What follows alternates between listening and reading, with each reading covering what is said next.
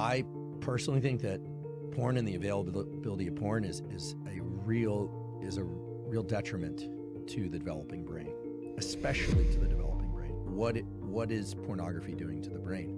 Well, first of all, it's triggering the release of dopamine and in the short term testosterone by the observation of sex, not actually engaging in human contact.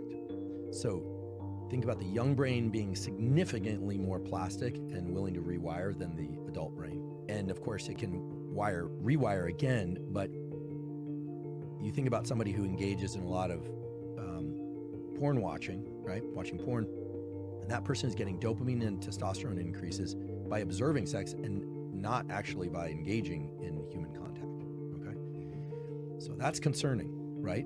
And it should come as no surprise that a lot of these people have trouble with romantic interactions when they do happen, right? Because their brain isn't conditioned to respond to those. But also dopamine seeking is what triggers the increase in testosterone. But as we just talked about it, with repeated dopamine seeking or triggering of dopamine release, it starts getting diminished.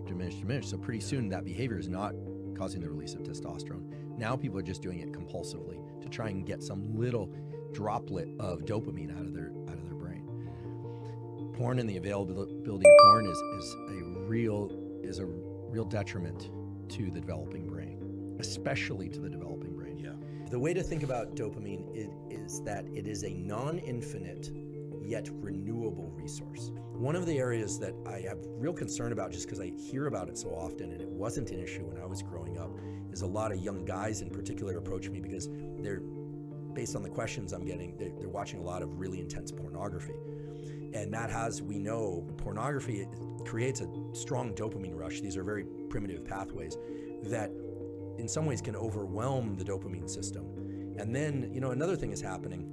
There's a lot of young guys are getting all this arousal from watching other people have sex. And then they're in the real world scenario and it's like, wait, you're no longer third personing this, you're actually in this scene. And it's completely collapsing them. It's also anxiety-less compared to dating and relationships where people are vulnerable on both sides and have to negotiate things like, consent and timing and, and communication and all the things that are really hard to do, but are essential to do. That's key. So I think pornography is a serious issue. And because of the way that it taps into these very primitive systems, it's as serious in my mind as some of the other drugs of abuse, like the opioid crisis. And we talked about cell phones. You ever notice that when you get on a phone and you're scrolling Instagram, it's like a lot of fun, like this stuff is cool, you're seeing people, and then sometimes you're on there and like, this doesn't feel good, but I'm doing it anyway. Yeah. I'm just doing it. That's exactly how people talk about their drug use. That's exactly how people talk about alcohol use. That's exactly how people talk about gambling. You imagine this high, but the high doesn't show up, and that's, you're dopamine depleted. You need to take some time away from it and then come back and then you can enjoy it again. What do I mean by that? Dopamine is the molecule of motivation, pursuit, and desire. And it can be triggered by a number of different things. However, it is a non-infinite yet renewable resource. So if you have too big a dopamine release, the period immediately after that will involve a mirror symmetric decrease in dopamine. You don't go back down to baseline, you go below baseline. So we all should guard our dopamine peaks very carefully. A little bit goes a long way. A lot goes even further, but it also takes you down deeper back.